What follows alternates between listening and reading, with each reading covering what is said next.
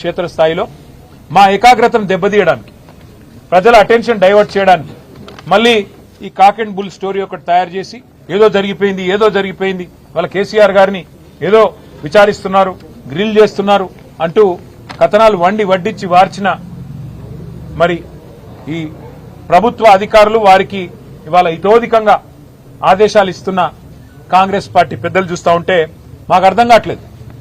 ఈ అసత్య కథనాలు, ఈ లీకులు, ఈ అబద్దాలు, ఈ అదిగో పులి అంటే ఇదిగో తోక అనే పనికిమాలిన వ్యవహారం అంతా చూస్తూ ఉంటే అసలు ఈ విచారణ ఎవరి ఆధీనంలో జరుగుతుందో మాకు అర్థం కావట్లేదు. ప్రదేశ్ కాంగ్రెస్ కమిటీ అధ్యక్షుడు మహేష్ గౌడ్ గారి నాయకత్వంలో సిట్ ఉందా లేక అధికారుల ఆధీనంలో ఉందా మాకైతే అర్థం కావట్లేదు. విచారణ చేసేది సిట్టా లేక పీసీసీయా లేక బీజేపీనా అది కూడా మాకు అర్థం కావట్లేదు.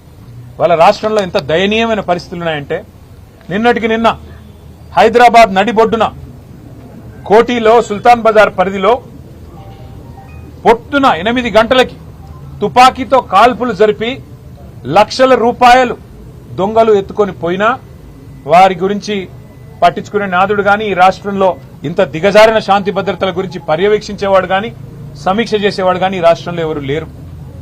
చివరికి ఎంత దారుణం అంటే గంజాయి స్మగ్లర్లు ఈ రాష్ట్రంలో ఒక ఎక్సైజ్ కానిస్టేబుల్ ను బండి ఎక్కించి ఆ అమ్మాయిని చంపేస్తే కూడా ఈ రాష్ట్రంలో అడిగే నాతుడు లేడు, పట్టించుకునేవాడు లేడు. ప్రభుత్వం నుంచి స్పందన అనేది సున్నా. అంటే ఎంత దయనీయమైన పరిస్థితుల్లో ఈ రాష్ట్రంలో శాంతి భద్రతలు ఉన్నాయో దీన్ని బట్టే చెప్పొచ్చు. సమ్మక్క సారక్క జాతర కోట్లాది మంది ప్రజలు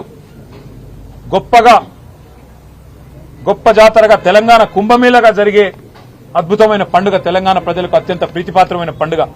అలాంటి పండుగలో అధ్వాన్నమైన ఏర్పాట్లున్నాయని చెప్పి అక్కడ భక్తులు తిరగబడుతుంటే అక్కడ భక్తులు ఇవాళ చివరికి మంత్రుల అద్దాలు ధ్వంసం చేస్తుంటే, మంత్రుల కార్ల అద్దాలు ధ్వంసం చేస్తుంటే ఎంత అధ్వానంగా ఈ రాష్ట్రంలో ట్రాఫిక్ నిర్వహణ, శాంతి భద్రతల నిర్వహణ, కనీసం ప్రజల మనోభావాల్ని గౌరవిస్తూ తెలంగాణ కుంభమేళాలో కనీస ఏర్పాట్లు కూడా చేయలేకపోతే సమీక్షించేవాడు లేడు. ఎక్కడున్నారయ్యా ముఖ్యమంత్రి గారంటే గాలి మాటలు మాట్లాడుతూ గాలి తిరుగుడు తిరుగుతా ఉన్నారు. రాష్ట్రంలో మాత్రం లేరు. ఇవాళ మాకు అర్థమైంది ఏంటంటే ఈ వ్యవహారం మొత్తం చూస్తుంటే గత వారం రోజులుగా కాలక్షేపం ఏదైతే చేస్తున్నారో ముఖ్యమంత్రి గారు తిరిగి తెలంగాణలో వచ్చే వరకు మరి గతంలో ఓ సినిమా వచ్చింది, హిట్ 1, హిట్ 2, హిట్ 3 అని 3 భాగాలుగా. అట్లాగే సిట్ 1, సిట్ 2 అని చెప్పి టైంపాస్ కార్యక్రమం చేస్తా ఉన్నారు. ఎందుకు చేస్తున్నారో వారికే తెలవాల, మాకైతే తెలియదు. కేవలం ఏదో జరిగిపోయినట్టు ఇదిగో పులంటే అదిగో తోక అని ఒక డ్రామా తప్ప ఏమీ లేదు. ఒకటి మాత్రం చివరిగా నేను చెప్పదలుచుకున్నా, కేసీఆర్ గారి మీద బురద జల్లాలి అనుకుంటే అది సూర్యుడి మీద ఉమ్మేయడమే అవుతుంది. అది తిరిగి వచ్చి తమరి ముఖం మీదే పడుతుంది రేవంత్ రెడ్డి గారు. ఇది గుర్తుపెట్టుకోండి. ఇక చివరిగా మీ చెత్త రాజకీయం, ఈ లీకులు, పనికిమాలిన విచారణలు 2 ఏళ్లు కాలక్షేపం చేశారు.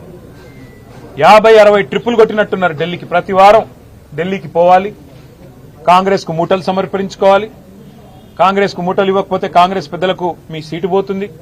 అట్లాగే ఢిల్లీలో ఉండే బీజేపీ పెద్దలను అర్ధరాత్రి దొంగరాత్రి వెళ్లి కాలు పట్టుకోవాలి. నా కేసులు దయచేసి పెట్టకండి, దయచేసి నేను అవసరమైతే భవిష్యత్తులో మీతో కలిసి నడుస్తా అని కాళ్లు పట్టుకోవాలి. ఇది ఒకటే మీకు తెలిసింది. ఈ 2 ఏళ్లలో మరి మీరు రాష్ట్రానికి సాధించింది ఏమన్నా ఉందా దయచేసి చెప్పాలని చెప్పి నేను రాష్ట్ర ప్రభుత్వాన్ని అడుగుతా ఉన్నా. బుద్ధి తెచ్చుకొని ఇప్పుడు అన్ని ట్రై చేశారు మీరు. కాళేశ్వరం అన్నారు, స్కామ్ అన్నారు. 93,000 కోట్లు ఖర్చు అయిన దానిలో 1,00,000 కోట్ల స్కామ్ అన్నారు. అట్లాగే ఫార్ములా ఈ కుంభకోణం అన్నారు, ఏదో జరిగిందన్నారు. విద్యుత్ విషయంలో ఏదో రిటైర్డ్ జడ్జి గారు, సుప్రీంకోర్టు జడ్జి మదన్ లోకూర్ గారు నేసి ఏదో సాధిస్తామన్నారు. మరి ఇప్పుడు ట్యాపింగ్ అంటూ 2 ఏళ్లుగా టైంపాస్ చేస్తున్నారు. ఒక్కొక్కటిగా ప్రజలకు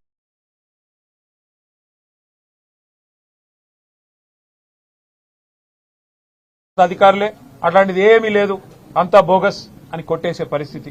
ఇది కూడా అదే పద్ధతుల్లో మరి ఫైనల్ స్టేజ్కి వచ్చింది. కాబట్టి నేను రాష్ట్ర ప్రభుత్వానికి ఒక ప్రతిపక్ష నాయకుడిగా, బాధ్యత గల ప్రతిపక్ష శాసనసభ్యుడిగా